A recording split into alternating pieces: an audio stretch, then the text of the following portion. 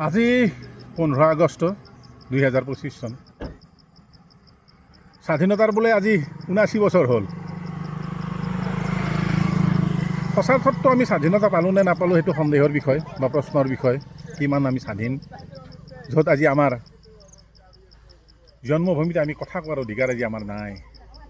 বিভিন্ন ঘাট প্ৰতিঘাত, বিভিন্ন সমস্যা, কেতিয়াবা বিৰোধ কৰিবলৈ মন যায়, মন খুলি ক'বলৈ মন যায়। এই স্বাধীনতানো কি?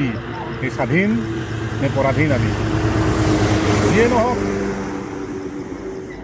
গাঁৱৰ ল'ৰা গাঁৱতে থাকিছিলোঁ, গাঁৱতে ডাঙৰ হৈছোঁ। কেঁচা মাটিৰ গুণ, হয়তো শাওণৰ পথাৰ এতিয়া সেউজীয়া উঠিছে। গুৱাহাটীৰ কংক্ৰিটৰ মাজত উশাহ বন্ধ হৈ যাওঁ যাওঁ অৱস্থা হয় কেতিয়াবা। সেইকাৰণে আজি অকণমান সময় উলিয়াই ভাতৃ প্ৰতুল আৰু বিনয় আমাৰ লগত আছিল, সি অকণমান আঁতৰি গ'ল। অকণমান সেউজীয়াৰ মাজত ঘূৰিম ফুৰিম বুলি অলপ মুক্ত হাৱা বিচাৰি আমি আহিছোঁ অসম এৰি মেঘালয়ৰ বুকুত।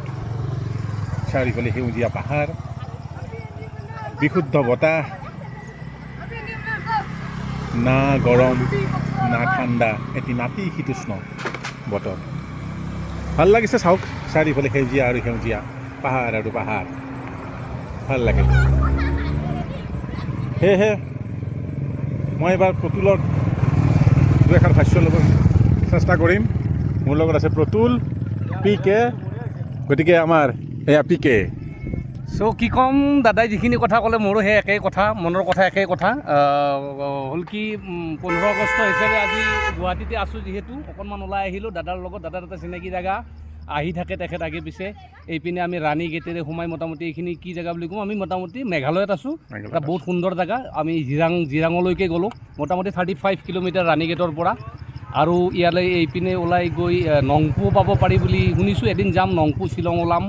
চ' সকলোকে ধন্যবাদ জনাইছোঁ, স্বাধীনতা দিৱসৰ শুভেচ্ছা জ্ঞাপন কৰিছোঁ। ধন্যবাদ। জয় অসম।